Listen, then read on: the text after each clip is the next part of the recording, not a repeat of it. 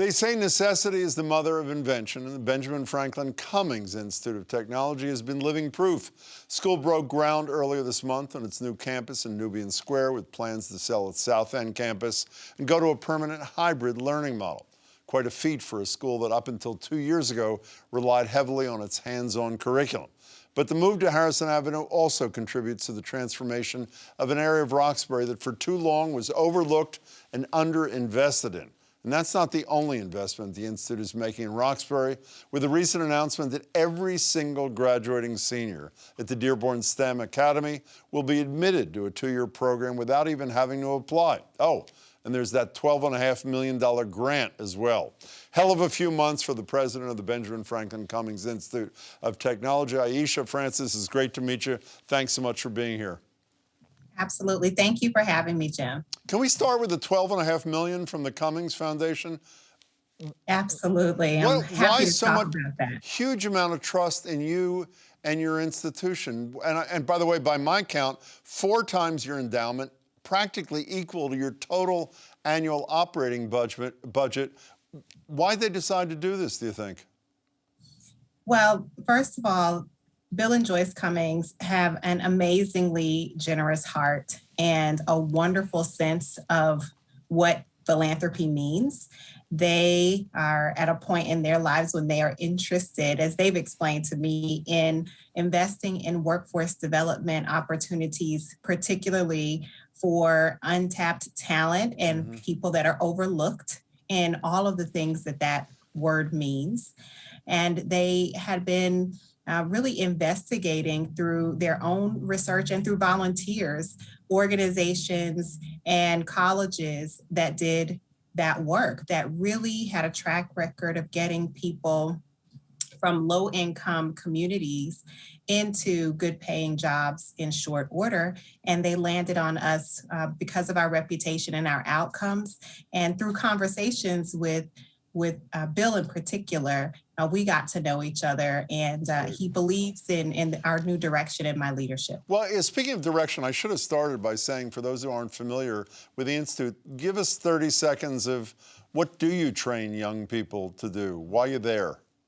Absolutely. We are a technical college, and we are laser focused on making sure that students have access to the trades and technical careers and have jobs even before they graduate. And many of our career paths are in things that, are essential, right? These essential jobs that practical electricity, HVAC, machining, engineering, things that make our everyday world tick and are, underrepresented in terms of training opportunities that are accessible and available to all. So that's what we do, and we do that with pride.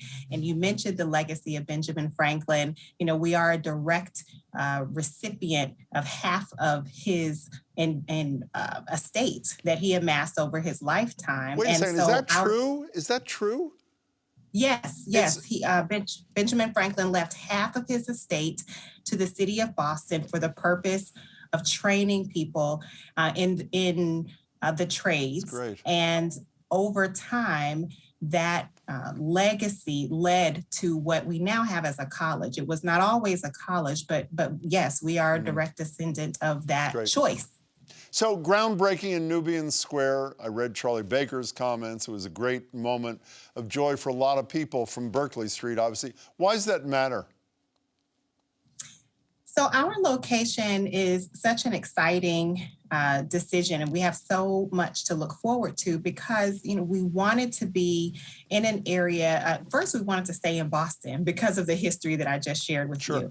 We wanted to be closer to mass transit, to multiple forms of mass transit, both the T and the bus, which we are, and closer to neighborhoods where most of our students who are Boston residents come from. Half of our students actually are not Boston residents, but those who are Boston residents mostly reside in Mattapan, Hyde Park, Roxbury, and Dorchester. So it makes us more accessible than our location, our historic location in the South End. And we're part of a revitalization of 2 blocks of a neighborhood that are currently really only parking lots and derelict buildings. And we are very excited that by the fall of 2024, we will be in our new location. I'm jealous of the 12.5 million. Your location move is great, but my ultimate jealousy is someday I want to be able to turn to seniors at any high school and say, quote, "You are the class of 2022. You are all